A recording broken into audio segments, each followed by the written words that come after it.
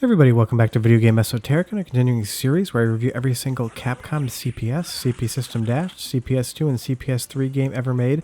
Today we're taking a look at X-Men vs. Street Fighter.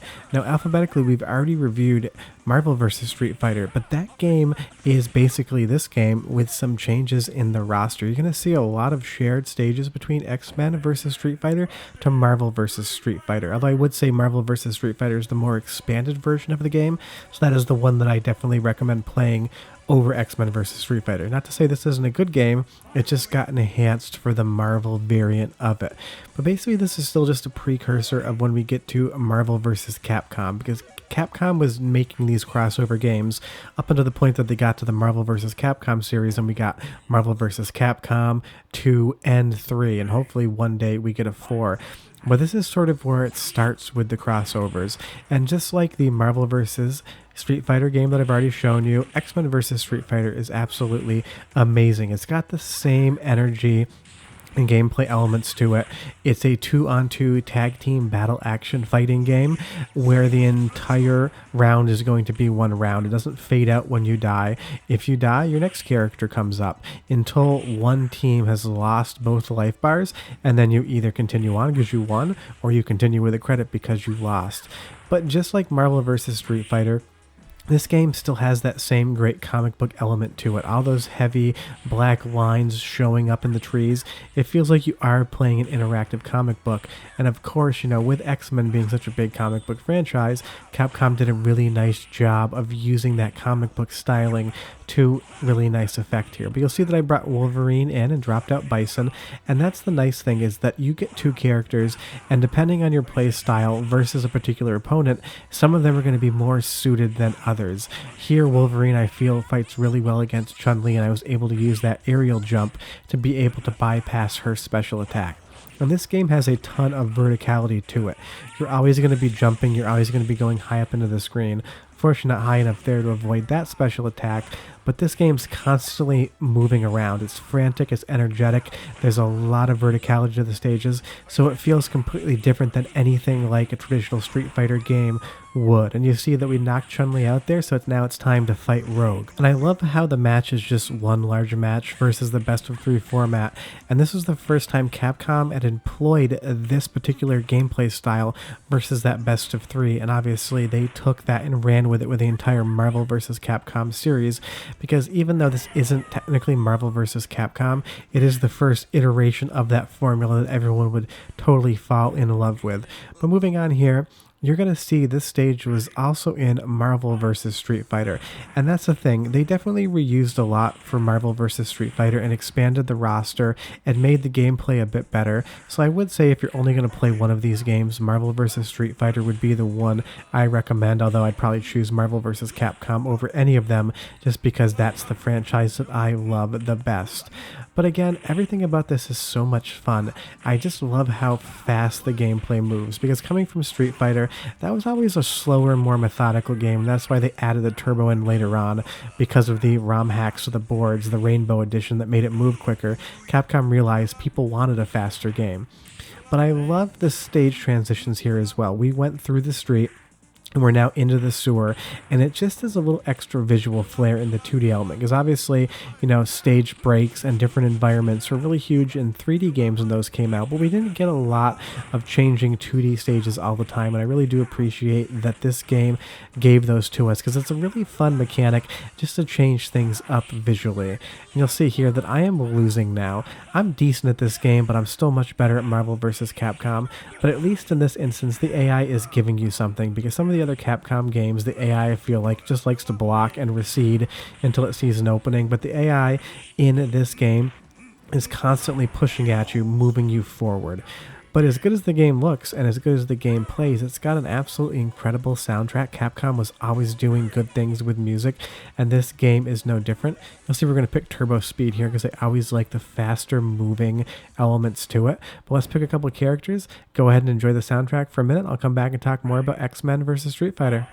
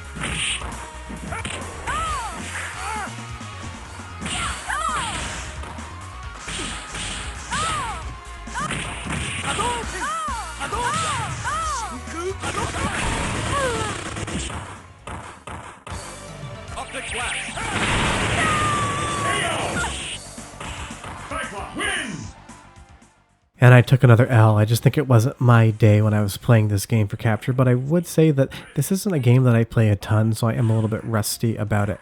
And you'll see we have the same stage here in X-Men vs. Street Fighters that we'll end up getting in Marvel vs. Capcom as well. And Marvel vs. Capcom doesn't so much feel like a sequel to this game as it does feel like an enhanced version of it. It's almost like I wish you could combine both of the games into one master release.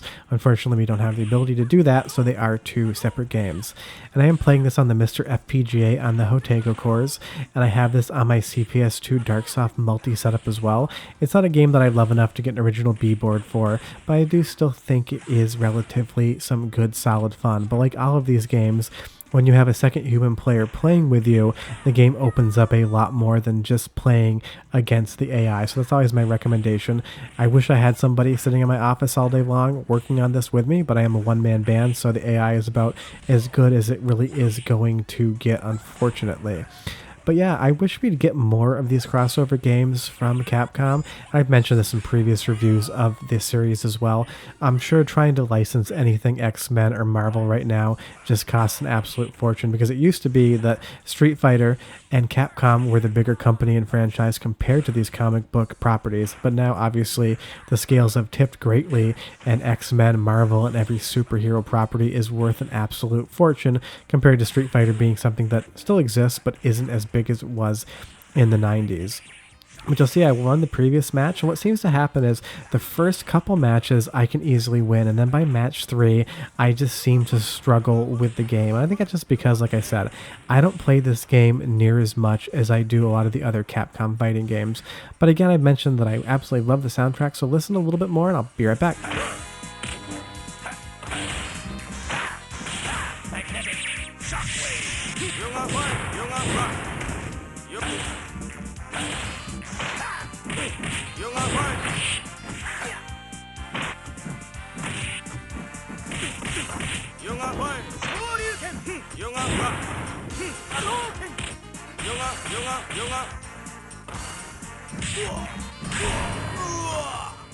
Yeah, the soundtrack is just awesome, and you can see where Marvel vs. Capcom gets that really jazzy, upbeat soundtrack as well.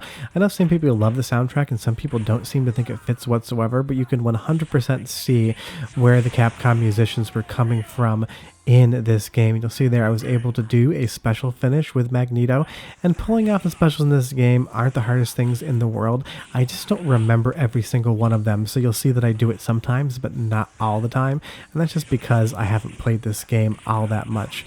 But again, another stage, and it just looks spectacular. This game is so much fun to watch in action. If you look up any combo videos or any high-level matches on YouTube, when people are playing this at the top level, it's just a sight to behold. But yeah, that's X-Men vs. Street Fighter, the first game in the crossover versus series that would inevitably end up giving us Marvel vs. Capcom. If you have any questions or comments, I'll leave them down below. I love chatting with you guys. Tell me if you played this game before. Do you like it? Do you not like it? I always love talking with you in the comments about your opinions. But we're getting really close to the CPS3 stuff. We have one more game alphabetically in the X's, and then we'll be showing you Capcom's final arcade platform with the CPS3. Short of that, like I mentioned earlier, do me a huge favor, go down below, hit like, subscribe, and that notification bell. It definitely helps us out. I will have videos tomorrow, Friday, Sunday, and Tuesday as well, and I'll be reviewing more Capcom games on Wednesday, and then once we're out of Capcom arcade games, I'll start reviewing a different arcade platform. But I'll see you guys next time. Bye-bye.